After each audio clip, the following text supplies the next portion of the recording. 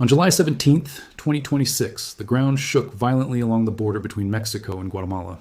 A powerful magnitude 7.3 earthquake tore through the region, sending people running into the streets of Guatemala City, rattling buildings as far away as Mexico City, and triggering an immediate tsunami threat warning along parts of the Pacific coast.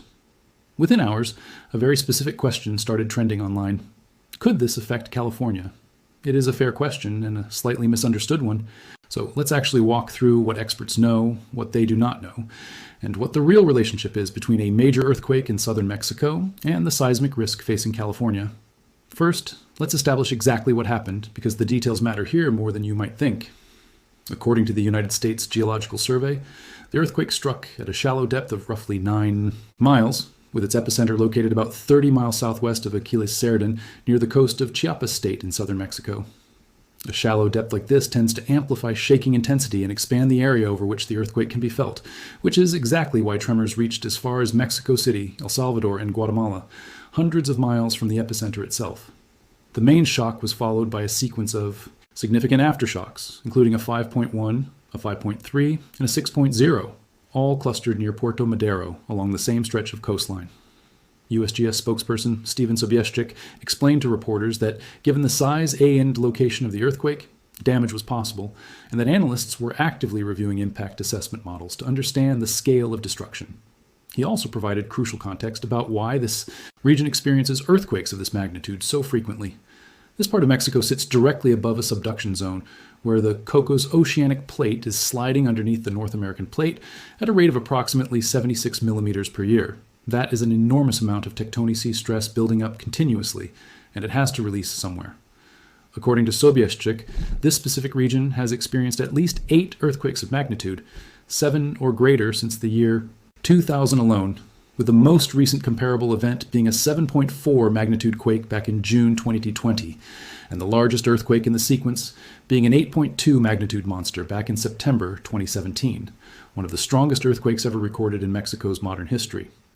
Now, here's where we need to slow down and actually address the headline question directly, because this is where a lot of online speculation tends to run ahead of the actual science. Could an earthquake in Chiapas, near the Guatemala border, meaningfully affect California? The short, honest answer from seismologists is no, not directly, and understanding exactly why requires a basic grasp of plate tectonics and geographic distance. California's earthquake risk comes primarily from an entirely different tectonic boundary than the one that ruptured in southern Mexico. The San Andreas fault system, which runs through much of California, is what geologists call a transform boundary, where the Pacific plate and the North American Plat E are sliding horizontally past each other, rather than one plate diving beneath the other, as happens along a subduction zone.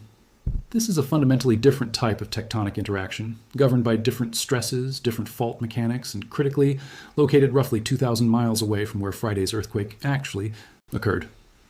To put that distance into perspective, 2,000 miles is comparable to the distance between New York City and Denver. Nobody would reasonably expect an earthquake in Denver to directly trigger a rupture along a fault line in New York, and the same basic logic applies here. That said, and this is important, seismologists do not dismiss the question entirely, because there is a real, well-studied phenomenon called earthquake triggering, sometimes referred to as remote or dynamic triggering. This describes situations where a large earthquake sends seismic waves traveling through the Earth's crust that can, in rare cases, slightly increase stress on fault systems thousands of miles away, sometimes contributing to smaller tremors or minor changes in seismic activity in already stressed fault zones. The most famous documented example of this involved the 1992 Landers earthquake in California, a 7.3 magnitude event, which was linked to a noticeable increase in small earthquakes at Yellowstone National Park over 800 miles away, along with triggered seismicity detected at the Geysers geothermal field and other already active fault zones across the western United States. However, and this distinction genuinely matters, remote triggering effects observed in these documented cases have consistently been limited to minor increases in already occurring small-scale seismic activity, not the triggering of major, damaging earthquakes ON entirely separate fault systems. Seismologists studying the Landers case were explicit that the triggered activity at Yellowstone consisted of small earthquakes, not a major seismic event, and that the phenomenon appeared to depend heavily on specific local conditions, such as the presence of geothermal or volcanic systems that are already primed with fluid-filled fractures sensitive to passing seismic waves. California's major fault systems, including the San Andreas, do not currently show evidence of behaving in a similarly sensitive manner to distant remote triggering from earthquakes occurring along the Central American subduction zone. It is also worth directly addressing the tsunami angle, since that was a major part of the initial coverage surrounding this earthquake. The National Weather Service did issue an immediate tsunami threat warning following the initial shock, a standard precautionary measure following any earthquake of this magnitude occurring near or under the ocean. However, officials clarified fairly quickly that tsunami conditions were not expected for California, Oregon, Washington State, Alaska, or Canada's western coastline. This is largely a matter of geography and fault orientation.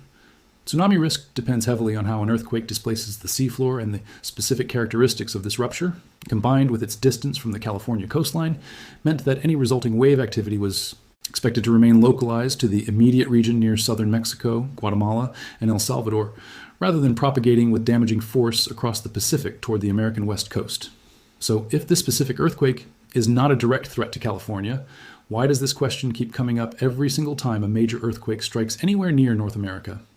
Part of the answer lies in genuine, well-founded concern about California's seismic vulnerability, concern that exists independently of any single earthquake happening elsewhere. California sits along one of the most studied and most closely monitored fault systems on the planet, and seismologists have long warned that the state is overdue for what is often referred to as T-He Big One, a major rupture along the southern San Andreas fault that could potentially reach magnitude 7.8 or higher. THE, United States Geological Survey, has estimated that there is roughly a 70% probability of a magnitude 6.7 or greater earthquake striking the greater Los Angeles area within the next several decades, a statistic that understandably keeps public attention focused on seismic risk whenever any significant earthquake makes headlines anywhere in the world. There's also a psychological and historical dimension worth mentioning here. Southern California has experienced its own significant earthquakes originating from the broader Mexico border region before, and these events have left a lasting impression on how people interpret news of quakes near Mexico. Back in 2010, a 7.2 magnitude earthquake struck near Mexicali in Baja California, and unlike the recent Chiapas event, that earthquake did produce real, measurable effects across the border. Buildings swayed from Tijuana all the way to Los Angeles. Aftershocks rattled Southern California for days afterward. Hospitals and nursing homes and border communities were evacuated as a precaution, and reports of cracked roads, broken water mains, and power outages came in from across the region. The key difference between that event and the recent Chiapas earthquake comes down entirely to geography. The 2010 Baja California earthquake occurred on a fault system directly connected to the broader Pacific Plate boundary that extends up through California itself, making it geologically part of the same interconnected fault network that includes portions of Southern California's own seismic zones. The Chiapas earthquake, by contrast, occurred on a completely separate subduction zone system, one governed by different plate interactions entirely, and located far outside the fault network that directly influences California.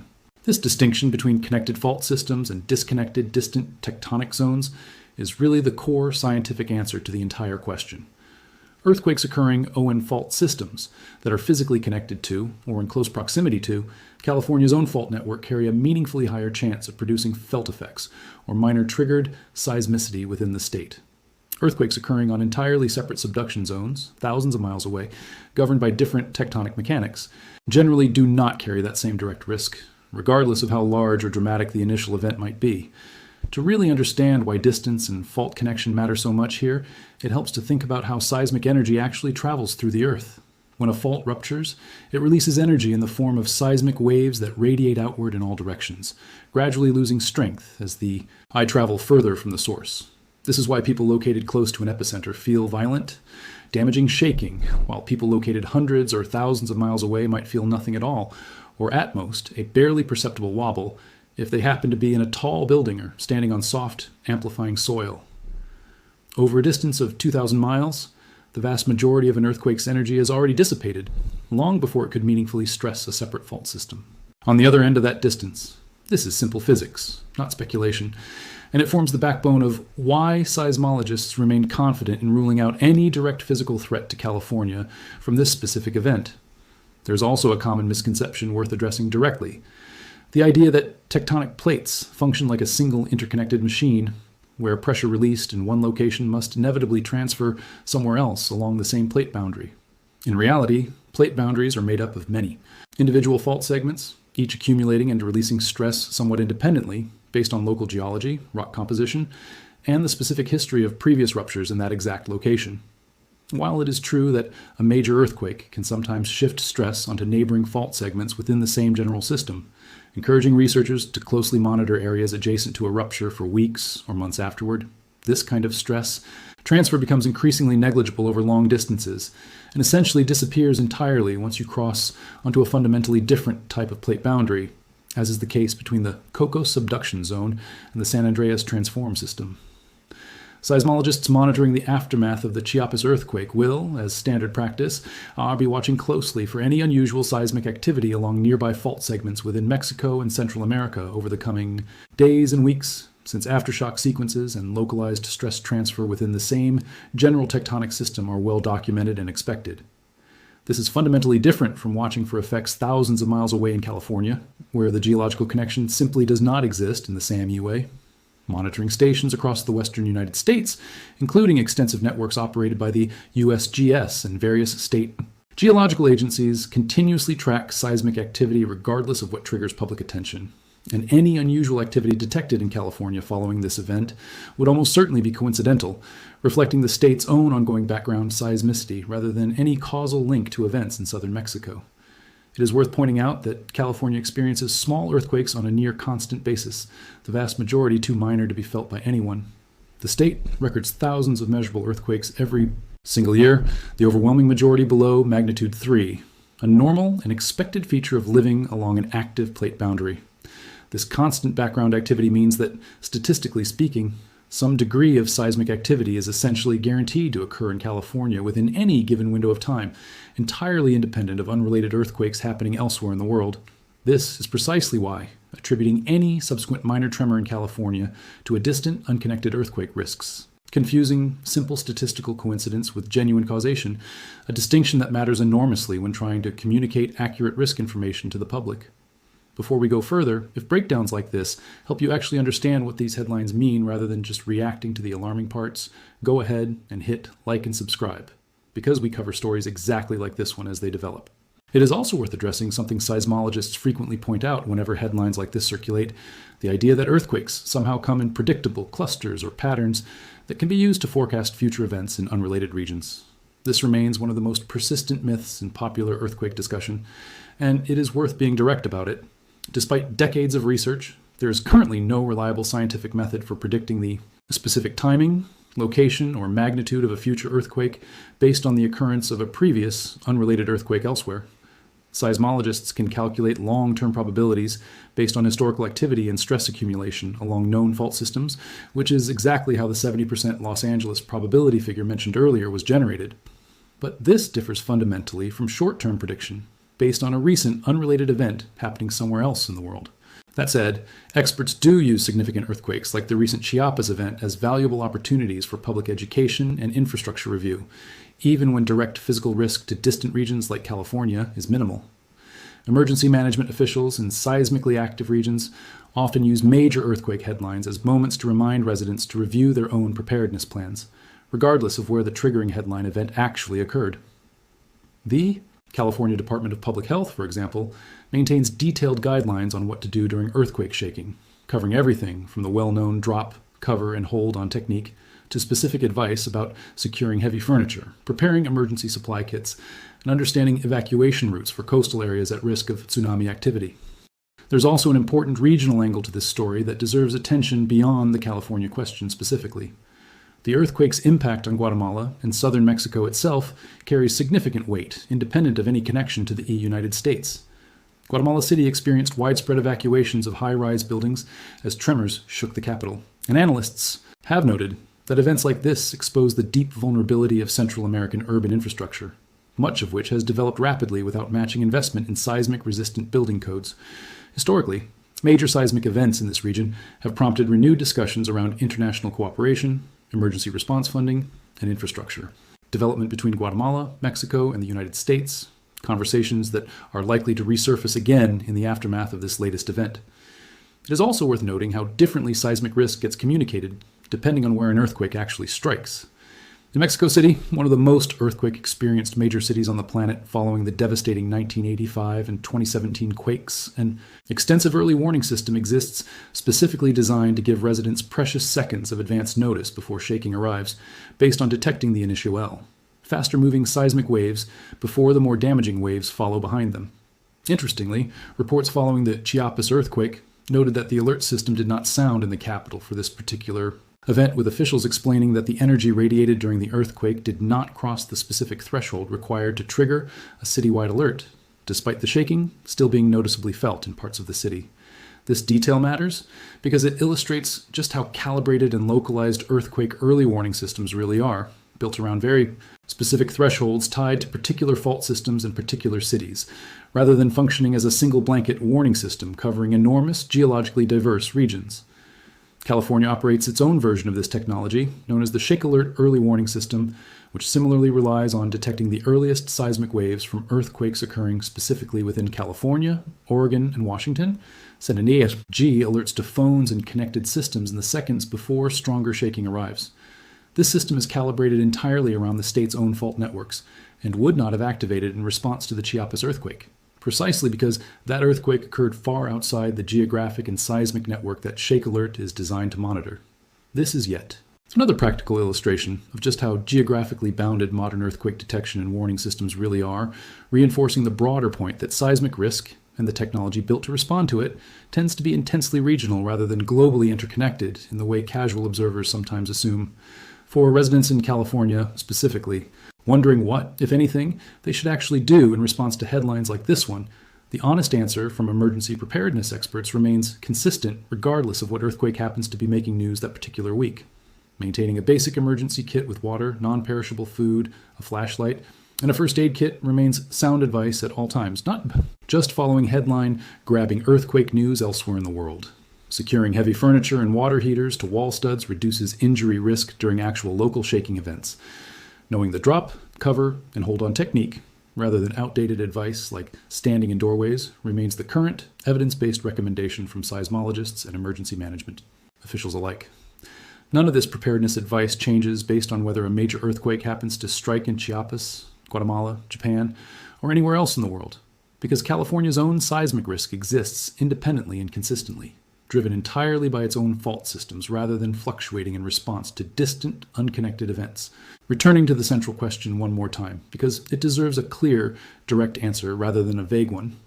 Based on everything seismologists currently understand about plate tectonics, fault mechanics, and the specific geography involved, the July 17th earthquake near the Mexico-Guatemala border does not pose a direct seismic threat to California.